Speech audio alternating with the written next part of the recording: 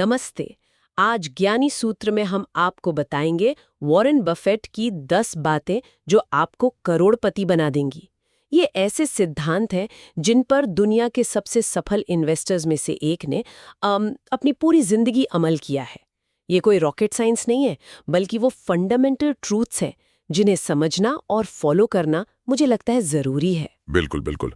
और ये अक्सर सुनने में बड़े सिंपल लगते हैं ना। हाँ, लगते तो हैं। लेकिन इनकी गहराई और इनको कंसिस्टेंटली मतलब लगातार फॉलो करने का जो डिसिप्लिन है, वही असल गेम चेंजर है।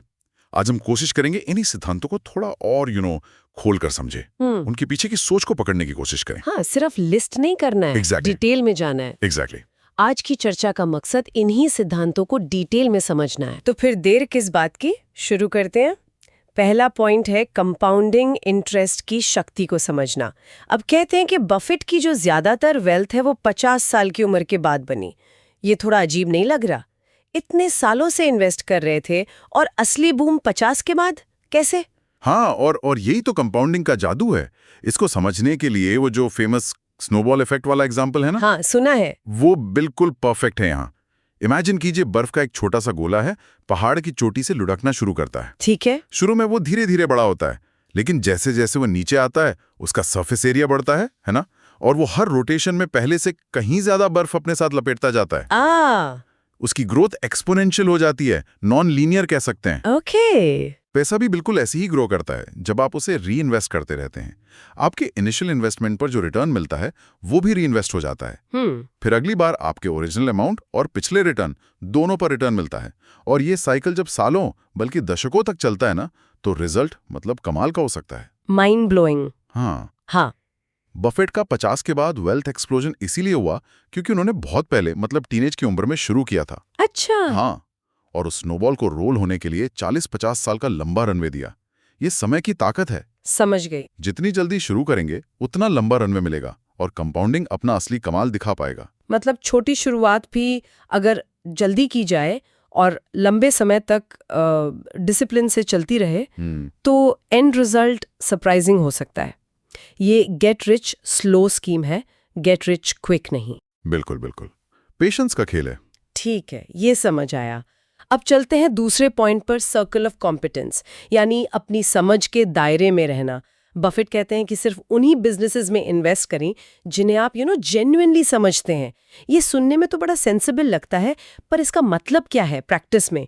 सुना है उन्होंने 90s का वो जो फेमस टेक बूम था वो इसी वजह से मिस किया था जब सब पैसा बना रहे थे। हाँ बिल्कुल, और ये उनकी डिसिप्लिन का एक बहुत बड़ा सबूत है। लेट 90s में जब .com बबल फूल रहा था, हर तरफ बस टेक स्टॉक्स की ही बात थी। लोग अंधाधुंध पैसा लगा रहे थे। हाँ, वो दौर याद है। लेकिन बफेट ने दूरी बनाए रखी।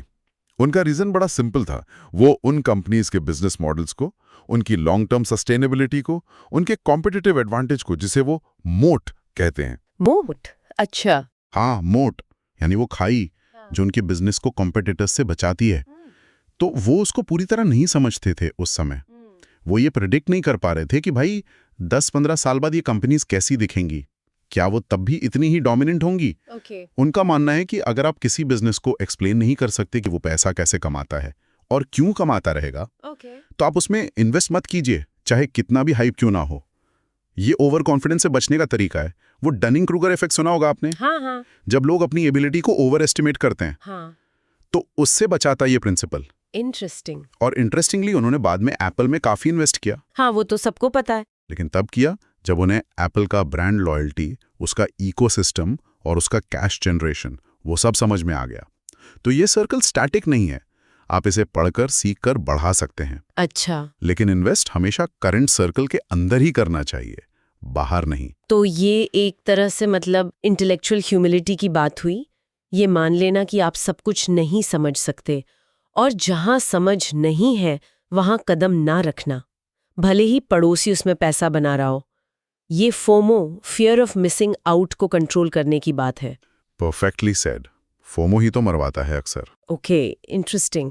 अब तीसरा पॉइंट, जो शायद उनका सबसे फेमस कोट है, be fearful when others are greedy and greedy when others are fearful. मतलब जब सब बेच रहे हों डर के मारे तब खरीदो, और जब सब लालच में खरीद रहे हों तब सावधान हो जाओ या बेचो। ये तो सीधे सीधे ह्यूमन साइकोलॉजी के अगेंस्ट जाने को कह रहा है। बड़ा मुश्किल है ये तो। एग्जैक्टली और इसीलिए ये इतना मुश्किल है और इतना इफेक्टिव भी है।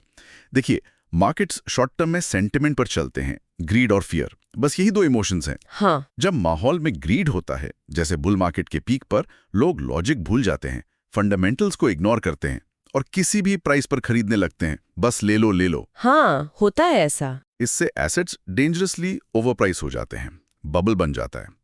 इसके बिल्कुल उलट जब फियर का माहौल होता है, जैसे मार्केट क्रैश या बियर मार्केट में, तो पैनिक में लोग अच्छी सॉलिड कंपनीज के शेयर्स भी मिट्टी के भाव बेचने लगते हैं।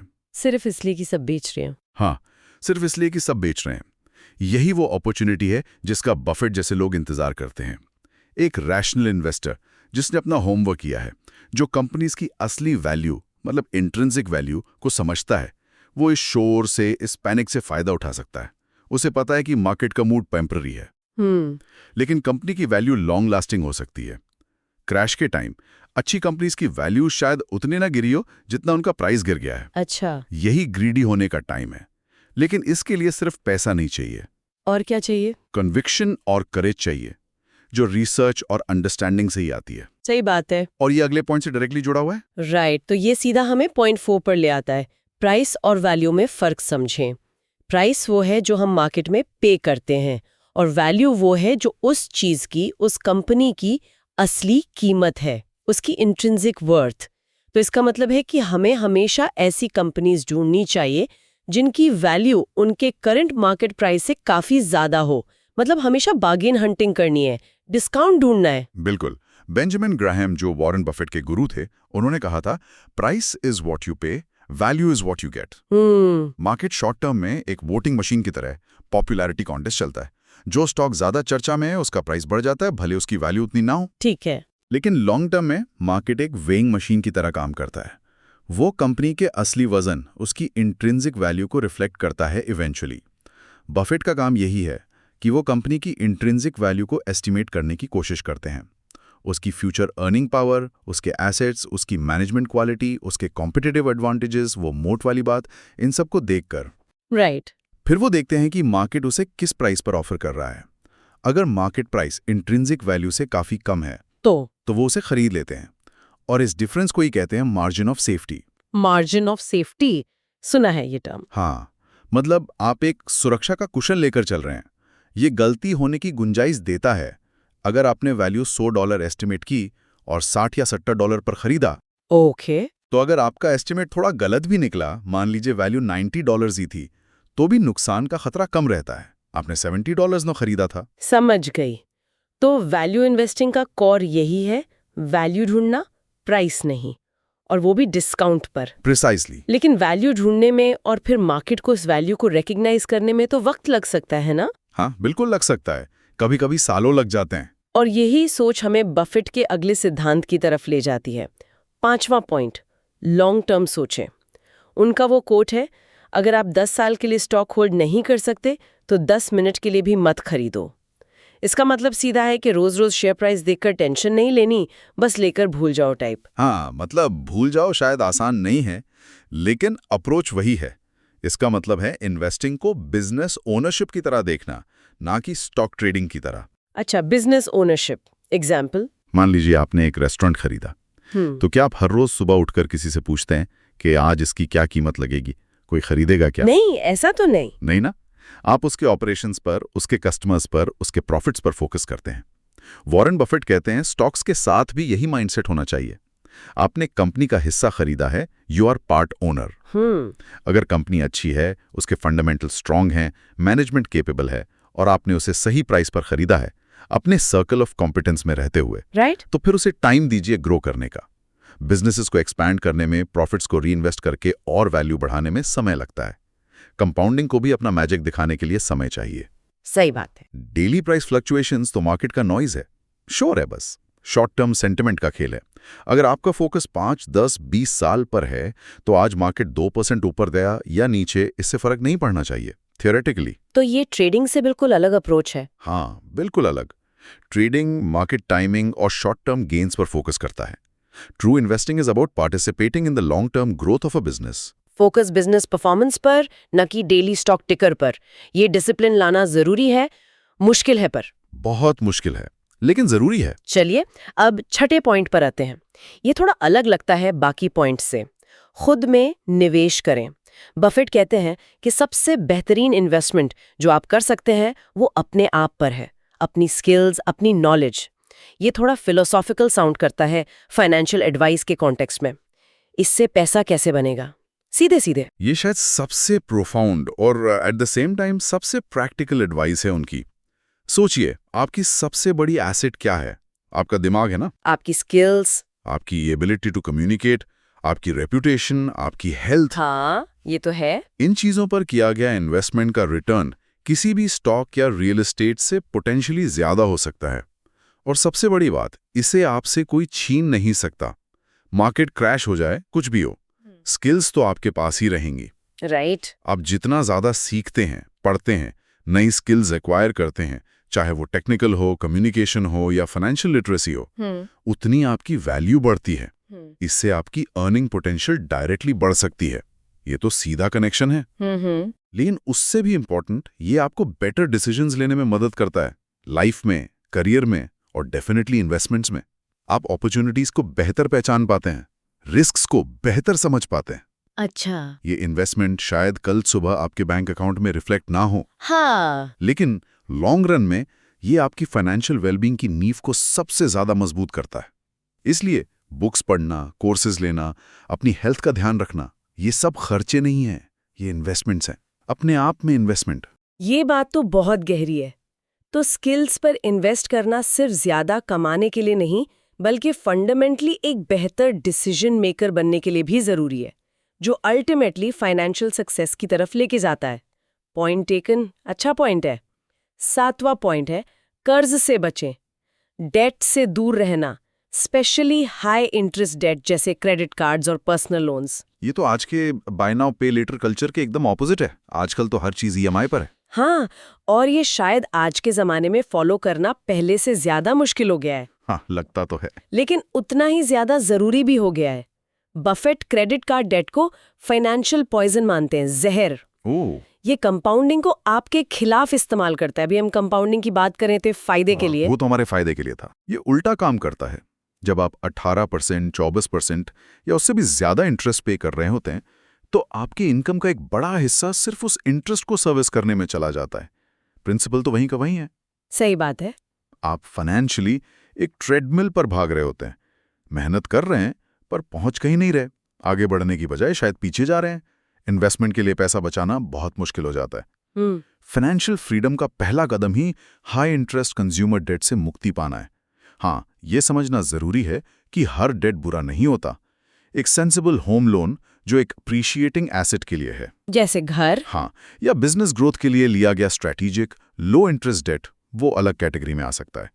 लेकिन लाइफस्टाइल को फाइनेंस करने के लिए अननेसेसरी चीजों के लिए कर्ज लेना, वो एक डेंजरस ट्रैप है जिसे हर कीमत पर बचना चाहिए। मतलब उधार की चादर उतनी ही फैलानी चाहिए जितनी जरूरत हो, और वो भी सोच समझकर। कंज्यूमर डेट ट्रैप से बचना है। बिल्कुल, नीड्स वर्सेस वांट्स का फर्क समझना होगा। इसी से जुड़ता हुआ लगता है 8वां पॉइंट, सिंपल लाइफस्टाइल जिएं। बफेट का वो फेमस एग्जाम्पल है कि वो आज भी उसी घर में रहते हैं जो उन्होंने 1958 में खरीदा था, इतना पैसा होने के बावजूद। हाँ, कमाल की बात है ना? बहुत। इसका क्या लॉजिक है? सिर्फ पैसे बचाना? सिर्फ पैसे बचाना नहीं, ये एक माइंडसेट है। ये फाइनेंशियल डिसिप्लिन और प्रायोरिटीज से जुड़ा है। बफेट का फोकस वेल्थ एक्यूमुलेट करने पर रहा है, ना कि उसे दुनिया को दिखाने पर। एक सिंपल फ्रूगल लाइफस्टाइल के कई प्रैक्टिकल बेनिफिट्स हैं। पहला, सीधा सा हिसाब है, आप ज्यादा पैसा सेव कर पाते हैं, और जो पैसा सेव होता है वही इन्वेस्ट होकर और वेल्थ क्रिएट करता है। वो कंपाउंडिंग वाला पॉइंट याद है ना? हाँ हाँ। तो ज्यादा फ्यूल मिलता है उसको। एग्जैक्टली। दूसरा, जब आपके खर्चे कम होते हैं तो आप पर कॉन्स्टेंटली ज्यादा पैसा कमाने का प्रेशर कम होता है। आप अपने करियर में ऐसे चॉइसेस ले सकते हैं जो शायद ज्यादा फुलफिलिंग हो, भले ही थोड़े कम सैलरी वाले हों। राइट, फ्रीडम मिलती है। फ्रीडम मिलती है। इन्वेस्टमेंट्स में भी आप मार्केट के उतार चढ़ाव से कम परेशान होते हैं, क्योंकि आपको शॉर्ट टर्म में पैसों की जरूरत नहीं होती। ये आपको एक तरह की मेंटल और फाइनेंशियल फ्रीडम देता है। अच्छा। तीसरा, ये एक माइंडसेट की बात है। ये समझना कि हैप्पीनेस और सैटिस्फैक्शन महंगी चीजों से नहीं आती, बल्कि फाइनेंशियल सिक्योरिटी, मीनिंगफुल वर्क और अच्छे रिलेशनशिप से आती है। ये मटीरियलिज्म के अगेंस्ट एक स्ट्रॉन्ग स्टेटमेंट है। Simple living, high thinking and smart investing, ये फॉर्मूला लगता है इंटरेस्टिंग। हाँ, कह सकते हैं। नवा पॉइंट है, अच्छे मैनेजमेंट वाली कंपनीज चुने। ऐसी कंपनीज में इन्वेस्ट करना जिनके लीडर्स ऑनेस्ट हों और केपेबल हों। लेकिन मैनेजमेंट को जज करना तो बड़ा सब्जेक्टिव लगता है, बहुत मुश्किल है ये। कैसे पता चले कौन अच्छा है कौन बुरा? मुश्किल है, सब्जेक्टिव भी है, लेकिन इम्पॉसिबल नहीं। वाकई थोड़ा ट्रिकी है। आपको देखना होता है कि मैनेजमेंट का ट्रैक रिकॉर्ड कैसा है। पिछले 5-10 साल में क्या किया है उन्होंने? क्या वो कंसिस्टेंटली शेयर होल्डर्स के लिए वैल्यू क्रिएट कर पाए हैं? प्रॉफिट्स बढ़े हैं? क्या वो कंपनी के कैपिटल को वाइजली एलोकेट करते हैं, मतलब सही जगह इन्वेस्ट करते हैं, या पैसे बर्बाद करते हैं महंगे एक्विजिशंस में? क्या वो ट्रांसपेरेंट है अपने कम्युनिकेशन में? जैसे एनुअल रिपोर्ट्स में, इन्वेस्टर कॉल्स में सच बोलते हैं, घुमा फिरा के तो नहीं बोलते। ओके। सबसे इंपॉर्टेंट, क्या वो ईमानदार हैं? इंटेग्रिटी है? क्या वो शेयर होल्डर्स के इंटरेस्ट्स को अपने पर्सनल इंटरेस्ट से ऊपर रखते हैं? ये चीजें ट्रैक रिकॉर्ड, पब्लिक स्टेटमेंट्स और इंडस्ट्री रेप्यूटेशन से धीरे धीरे पता चलती हैं। रिसर्च करनी पड़ती है।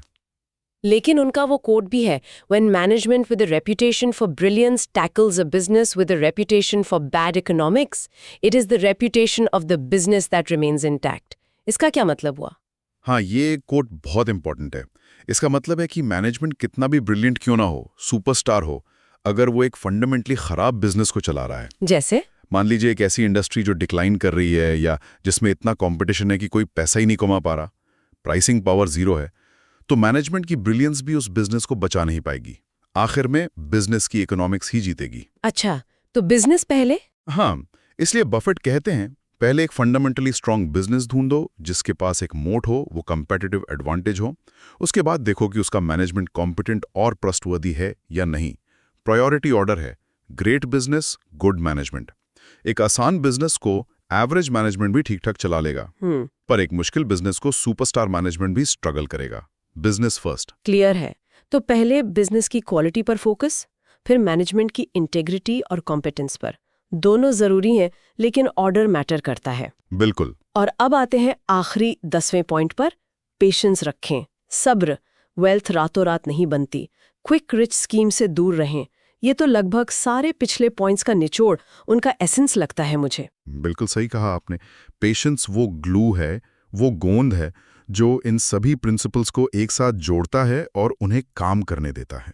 कंपाउंडिंग को काम करने के लिए सालों का समय चाहिए। पॉइंट 1, वैल्यू इन्वेस्टिंग में मार्केट को कंपनी की असली वैल्यू रिकॉग्नाइज करने में वक्त लग सकता है। पॉइंट 4 और 3, अच्छे बिजनेसेस को ग्रो करने और अपनी पोटेंशियल तक पहुंचने में टाइम लगता है। पॉइंट 5 और 9, खुद में इन्वेस्ट किए गए स्किल्स को मास्टर करने में टाइम लगता है। पॉइंट 6, बफी की सफलता का राज कोई कॉम्प्लेक्स एल्गोरिथम नहीं, बल्कि इन्हीं सिंपल प्रिंसिपल्स पर अडिग रहना है। दशकों तक मार्केट के हर उतार चढ़ाव के बीच उन्होंने 1970s का स्टैगफ्लेशन देखा, 1987 का ब्लैक मंडे क्रैश देखा, 90s का .com बबल देखा, 2008 का ग्लोबल फाइनेंशियल क्राइसिस देखा। इतना सब कुछ? हाँ, लेकिन हर बार वो अपने कोर प्रिंसिपल्स पर कायम रहे, हिले नहीं। वेल्थ क्रिएशन एक मैराथन है, 100 मीटर स्प्रिंट नहीं। सही बात है। जो लोग जल्दी अमीर बनने के चक्कर में शॉर्टकट्स लेते हैं, एफ&ओ में बिना समझे ट्रेडिंग करते हैं या हॉट टिप्स के पीछे भागते हैं, वो अक्सर लंबी रेस से बाहर हो जाते हैं। Real sustainable wealth building requires unwavering discipline and immense patience. सब्र ही सब कुछ है अंत में। सही बात है। कंसिस्टेंसी और पेशेंस ही की है। ये तो हुए 10 पॉइंट्स। इनके अलावा एक एक्स्ट्रा प्रैक्टिकल टिप भी अक्सर डिस्कस होती है, सेविंग्स एंड इन्वेस्टमेंट। कहा जाता है कि अपनी इनकम का कम से कम 20% हमेशा सेव और इन्वेस्ट करना चाहिए। और इसमें पे योरसेल्फ फर्स्ट का कॉन्सेप्ट कितना इंपॉर्टेंट है। हाँ, ये एक बहुत ही एक्शनेबल और मैं कहूँगा पावरफुल हैबिट है। पे योरसेल्फ फर्स्ट का सीधा सा मतलब है, जैसे ही आपको इनकम मिलती है, चाहे सैलरी आए या बिजनेस से पैसा आए, उसमें से सबसे पहले, खर्च करने से भी पहले, एक प्री डिसाइडेड अमाउंट। कितना? वो 20%। हाँ, जैसे 10%, 15%, 20%, जो भी आप डिसाइड करें, वो सेविंग और इन्वेस्टमेंट के लिए अलग निकाल दें ऑटोमेटिकली। इसके बाद जो बचता है उसी से अपने महीने भर के खर्चे मैनेज करें। लोग तो उल्टा करते हैं। हाँ, लोग जनरली इसका उल्टा करते हैं। पहले पूरा महीना खर्च करते हैं और अगर आखिरी में कुछ बच गया तो उसे सेव या इन्वेस्ट करते हैं। अक्सर होता यह है कि कुछ बचता ही नहीं या बहुत कम बचता है। सही है। पे योरसेल्फ फर्स्ट इस प्रोसेस को ऑटोमेट करता है। ये सेविंग को एक नॉन नेगोशिएबल बिल बना देता है, जैसे बिजली का बिल जो आपको हर महीने खुद को पे करना है। ये इंश्योर करता है कि सेविंग कंसिस्टेंटली हो, बिना चूके। डिसिप्लिन आ जाता है इससे। बिल्कुल। और ये 20% एक गाइडलाइन है। शुरुआत कम से भी कर सकते हैं, 5% से 10% से, लेकिन रेगुलरली करना इंपॉर्टेंट है। छोटे छोटे रेगुलर इन्वेस्टमेंट्स भी कंपाउंडिंग की वजह से लॉन्ग टर्म में बड़ा डिफरेंस क्रिएट कर सकते हैं। एसआईपी का कॉन्सेप्ट इसी पर बेस्ड है। तो सारी बातों का सार एक क्विक रैप अप अगर करें तो ये निकलता है कि वॉरेन बफेट इसलिए इतने महान इन्वेस्टर नहीं बने कि उनके पास कोई सीक्रेट सॉस या कोई जादुई फॉर्मूला था। नहीं, बिल्कुल नहीं, बल्कि इसलिए कि उन्होंने in simple fundamental time tested principles को, कंपाउंडिंग की power, circle of competence, fear और ग्रीड को मैनेज करना, प्राइस और वैल्यू का फर्क, लॉन्ग टर्म सोच, खुद में निवेश, कर्ज से बचना, सिंपल लिविंग, क्वालिटी बिजनेस और मैनेजमेंट, और सबसे ऊपर पेशेंस। इतने सारे। हाँ, इन सब को अटूट डिसिप्लिन के साथ, बिना कॉम्प्रोमाइज किए, पूरी जिंदगी फॉलो किया। उनकी असली सुपर पावर कंसिस्टेंसी है, लगातार करते रहना। ये सुनने में जितना सिंपल लगता है, शायद करना उतना ही मुश्किल है। मैं खुद सोचती हूँ ये। हाँ, नोइंग और डूइंग में बहुत फर्क है। और यहीं पर एक आखिरी सवाल दिमाग में आता है, अगर ये प्रिंसिपल्स इतने स्ट्रेट फॉरवर्ड हैं, तो फिर हम जैसे आम लोगों के लिए इन पर कंसिस्टेंटली अमल करना इतना चैलेंजिंग क्यों होता है? क्या असली चुनौती इन प्रिंसिपल्स को समझने में है, या फिर अपने अंदर के इमोशंस, वो डर, लालच, इम्पेशंस, हर्ड मेंटालिटी को कंट्रोल करके, अपने बिहेवियर को मैनेज करके इन्हें कंसिस्टेंटली फॉलो करने में है? ये बहुत अच्छा सवाल है सोचने के लिए। शायद जवाब बिहेवियर में ही छुपा है। शायद इस पर सोचना जरूरी है सबके लिए। ओके, हमें उम्मीद है आज का सूत्र आपको पसंद आया। हमारे चैनल को सब्सक्राइब जरूर करें। धन्यवाद।